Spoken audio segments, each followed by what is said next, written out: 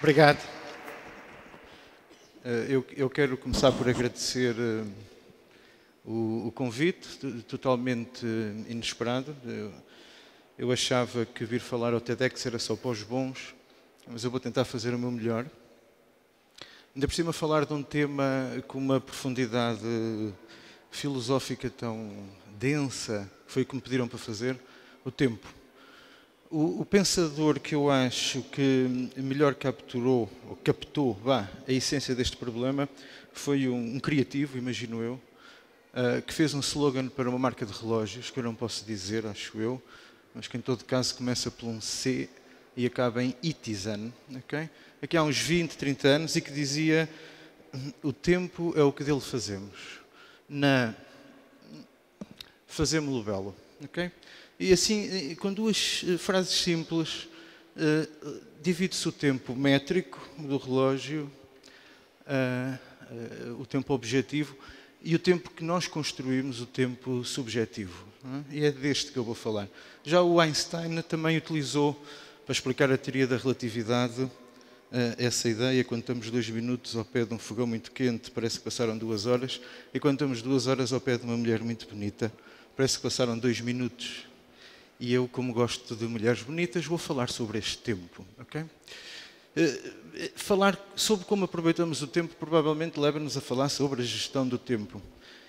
E tudo bem, mas eu devo dizer que tenho 4 grandes inquisinações com a gestão do tempo, com esta expressão. Em primeiro lugar, o tempo é imutável, quer dizer, é igual para toda a gente, não se pode esticar os minutos, não se pode encolher as horas, nem sequer podemos acrescentar uma 7ª-feira à semana, que dava tanto jeito. O tempo é como o quilo, ou seja, não se mexe, não se gera. O que nós gerimos é o nosso comportamento, a maneira como nós lidamos com o tempo. E são duas coisas completamente diferentes, atenção. O tempo está cá fora e a maneira como eu o controlo está cá dentro. Em segundo lugar, há muitos tempos. Não há só este tempo. E eu espero falar de alguns deles.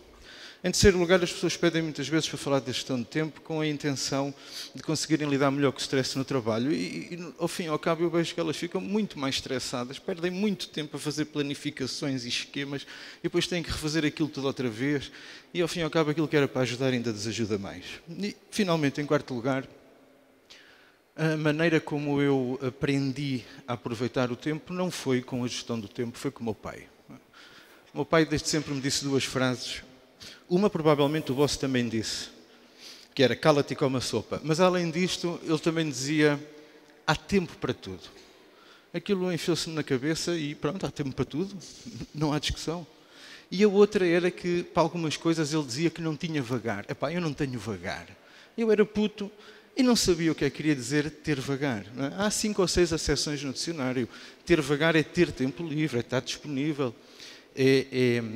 Por exemplo, poder entregar-me a qualquer coisa, esta ideia gira, dedicar-me a. Portanto, é preciso ter vagar. Ter vagar. E é deste ter vagar, para estar ao pé de uma mulher bonita, que eu vou falar. E foi excelente ouvir um jornalista antes, por causa do que significa este ter vagar. Nos anos 90 havia um estudo que dizia que nós, nos anos 90, recebíamos informação em 3 meses que os nossos avós recebiam na vida inteira. O que significa que provavelmente nós não temos vagar para digerir as coisas, ok? E este vagar remete para um tempo interior. Há pessoas que têm, que eu invejo, uma capacidade para ter vagar impressionante. Não é? Eu tenho um amigo meu que um dia chegou ao trabalho e disse ao chefe: eu vou ser pai. Eu amanhã posso chegar mais tarde? Oh, homem, por amor de Deus, vá à vontade. Ele chegou quase à hora do almoço, no dia a seguir, e o chefe foi logo ter com ele e perguntou-lhe: então, menino ou menina? Calma, isto agora é preciso esperar 9 meses, não é? É preciso arranjar, não é, este vagar para aquilo que é importante. E é disto que eu gostava de falar. Mas antes, ter vagar para quê? Esta pergunta é fundamental. Uma das razões pelas quais muitas vezes a gestão do tempo não resulta. Ter vagar para quê? Eu proponho-vos um jogo para fazerem em casa, aqui não, porque não vão ter vagar, que é imaginarem que morrem daqui a 3 anos. Não é muito tempo, nem é pouco tempo, portanto é verosímil. E agora imaginem que aqui em Viseu há a prática de haver uns discursos elogiosos, fúnebres, laudatórios, 2, 3 minutos, feitos pelas pessoas que mais nos amam. Ok? O que é que vocês gostavam que o vosso pai ou a vossa mãe dissesse? O vosso marido, a vossa mulher, os vossos filhos, os vossos amigos, os vossos colegas de trabalho, o vosso chefe. Gostavam que os vossos filhos dissessem: meu pai era um trabalhador excepcional, via-o ao sábado de vez em quando. Ou que a vossa mulher ou o vosso marido dissesse: muito preocupado, sempre acelerado. O que é que vocês gostavam que eles dissessem? É que isso representa as vossas prioridades de vida. Ok? E nós temos que as ter presentes. Mas, por favor, não façam uma confusão muito comum na gestão do tempo, que é confundir prioridades de vida com prioridades das tarefas. As prioridades de vida são verticais, ok? Esta, depois vem esta, depois vem esta, depois vem... dão estrutura à nossa vida. As prioridades das tarefas são horizontais. Esta, depois vem aquela, e dão sequência narrativa aos nossos dias. São duas coisas completamente diferentes. O que nós temos de ter sempre na cabeça é as nossas prioridades de vida, ok? Para conseguirmos separar o essencial do acessório, ok? E agora, o que é que vão fazer? Eu vou fazer uma sugestão muito simples, que é um regresso à infância. Vocês ainda se lembram do horário escolar, provavelmente, não é? Aquela tabela dupla entrada, uma coluna com horas, a linha com dias, segunda, terça, quarta, até domingo, ok? Metam-na na cabeça e façam 3 coisas. Primeiro, cortem o tempo para dormir. Por exemplo, 1 da manhã, 8 da manhã. Segunda, e o tempo para comer, fundamental, e para beber também. Portanto, o almoço, o jantar, o pequeno almoço, os lanches, ok? Nesse, não mexem. Depois, dividam o tempo que está no meio em blocos de 2 horas, ok? Imaginem, só um exemplo. 9, 11, 11, 1, 3, 5, 5, 7, 9, 11, não interessa. Esses podem mexer. E, finalmente, em terceiro lugar, elejam 1 ou 2 blocos em cada dia onde vocês vão fazer aquilo que é prioritário, que é importante. Nesses, não devem mexer. Acho que há 2 perguntas que eu tenho que responder. Porquê blocos? Blocos de 2 horas. E a outra é: que bloco escolher? Vamos começar. Porquê blocos? Bem, se nós dividirmos os nossos dias, as horas, em blocos de 2 horas, para já não andamos sempre atrás do relógio, quer dizer, sabemos, acabou o pequeno almoço, chegamos ao trabalho, vamos fazer isto, depois vamos lanchar, depois fazemos aquilo, depois vamos comer, é simples. Mas representa a possibilidade da flexibilidade, ok? Ou seja, eu não posso fazer o que tinha pensado fazer das 4 às 6, no big deal, mudo com o bloco das 9 às 11 da manhã do dia a seguir, aquilo troca-se. Permuta-se. E o princípio é este: ou chego ao fim do dia e faço um visto, fiz tudo que era suposto, ou chego ao fim da semana e faço um visto. Pronto, fiz tudo que era suposto na semana. E se houver algumas coisas que passam para a próxima, também não há problema nenhum, porque o tempo está sempre a andar. Ok? Esta questão da flexibilidade é fundamental, porque muitas pessoas ficam presas quando fazem cursos de gestão do tempo e tudo, numa rigidez que não tem nada a ver com a vida. A vida é muito flexível. A vida está... Das coisas mais previsíveis na vida, por exemplo, é os imprevistos. Não é? E se eu dividir o tempo em blocos, eu estou sempre a tolerar que o imprevisto me possa passar uma rasteira. Eu consigo, mudando os blocos de tempo, esta atividade passa para ali, para acolá, controlá-los. Ok? É claro que às vezes vale a pena deixarmos ir nos imprevistos, porque aprendemos coisas giras, porque são descobertas, é um tempo que vem de fora, temos que parar, partimos a perna, temos mesmo que ir para o hospital e aproveitamos para descansar e pomos umas imagens de praias paradisíacas na televisão e imaginamos. Okay? Por outro lado, os blocos de 2 tempos obrigam-me a fazer o que tenho a fazer naquele período de tempo. Se há uma lei da gestão de tempo que eu gosto, é a lei de Parkinson, que diz: nós não fazemos o que queremos, fazemos o que podemos. Okay? Então, para os perfeccionistas, isto é uma desgraça, okay? Porque eles querem fazer tudo perfeito, tudo uma maravilha, demoram imenso tempo a fazer as coisas.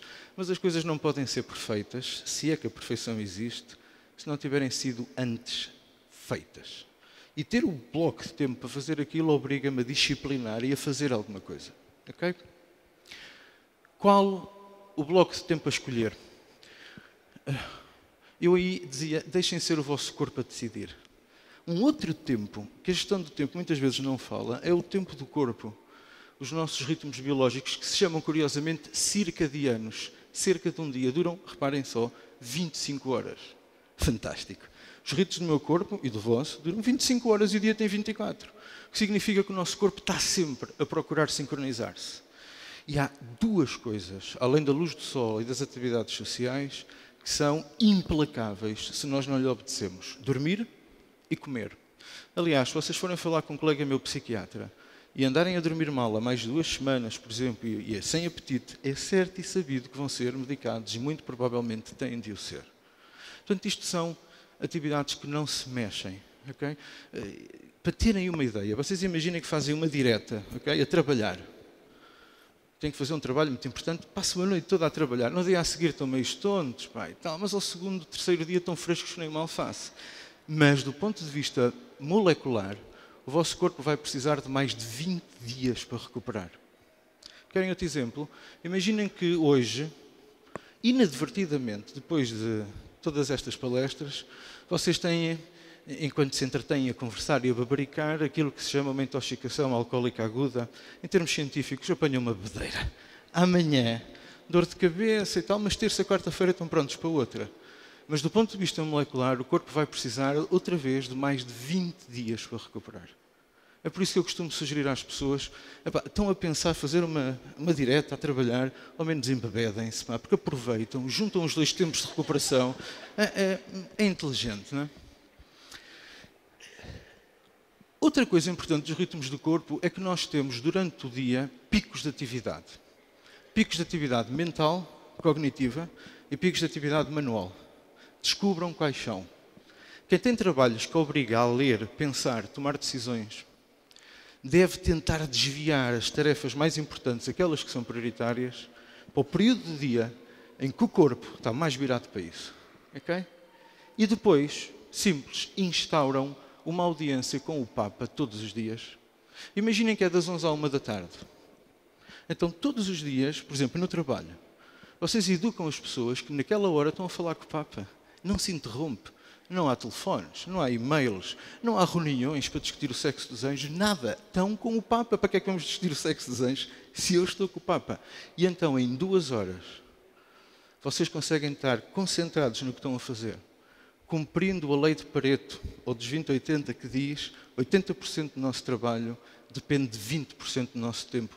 Trabalham 8 horas por dia, façam as contas, dá 1 hora e 40 minutos. Daí os blocos de 2 horas. A maior parte de vocês, se puser a pensar, faz o grosso do trabalho, o mais importante, numa ou em 2 horas. E é esse tempo que devemos defender, proteger e não deixar que ninguém interrompa, a não ser o Papa. Ok? E assim vamos estar a viver um outro tempo, que a gestão do tempo muitas vezes não fala, que é o aqui e o agora. Há muitas pessoas que têm uma espécie de perturbação da vivência do tempo, estão sempre a viver amanhã. E como é que eu vou falar na conferência do TED? O que é que eu vou dizer? Será que vão gostar? Será que não vão gostar? Aquilo que a gente chama de ansiedade antecipatória. Ou então estão a viver no ontem. Será que gostaram? Será que eu podia ter feito isto? Podia ter dito aquilo? O que é que elas queriam dizer com aquilo?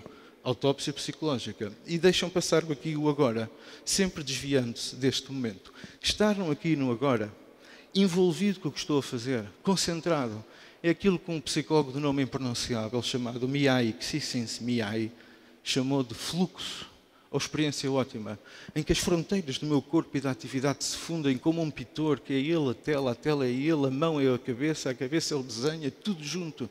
É como se não houvesse tempo. É um dos conceitos da psicologia que mais se aproxima da ideia de felicidade, já agora.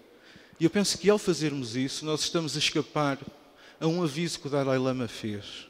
As pessoas vivem como se nunca fossem morrer e morrem como se nunca tivessem vivido. Ok? Fantástico, não é? Nós vamos morrer, nós temos um prazo de validade, nós somos iogurtes, quer dizer, não vale a pena. Portanto, eu não posso adiar o importante, como dizia o António Ramos Rosa, não posso adiar o coração. Nós temos de nos concentrar nas coisas importantes. Se o fizermos, quando chegar o fim do prazo de validade, não vamos estar nem amargos, nem azedos. Vamos estar cheinhos da vida que vivemos. Porque vivemos o que era prioritário. Porque, muito provavelmente, o tempo é o que dele fazemos. Na hora, fazemos-lo belo. Obrigado.